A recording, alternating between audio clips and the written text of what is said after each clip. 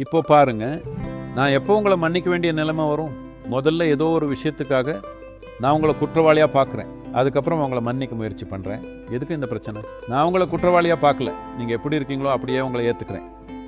அப்போது மன்னிப்புங்கிற கேள்வி எங்கே இருக்குது? இது சும்மா வாழ்க்கை சிக்கலாக்கிக்கிறது. நீங்கள் எப்படிப்பட்ட ஆளாக இருந்தாலும் எனக்கு கவலை இல்லை. நீங்கள் எப்படி இருந்தாலும் எனக்கு ஓகே தான். நீங்கள் அப்படி தான் இருக்கீங்க. மனுஷங்க அப்படி தான் இருப்பாங்க, சரியா?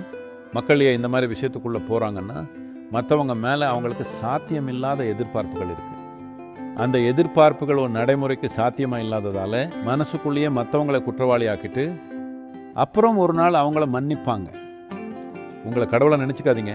நீங்கள் பெர்ஃபெக்டான மனிதர் கிடையாது. உங்களை சுற்றி இருக்கிறவங்களும் அப்படி கிடையாது. உங்களால் அவங்க கூட சேர்ந்து வேலை செய்ய முடிஞ்சா, அவங்களோட பழகி சமாளிக்க முடிஞ்சா, பிஸ்னஸ் பண்ண முடிஞ்சா, அவங்க கூட ஒரு உறவு இருக்க முடிஞ்சா நல்லது. அப்படி முடியலன்னா அவங்கள அப்படியே விட்டுடுங்க.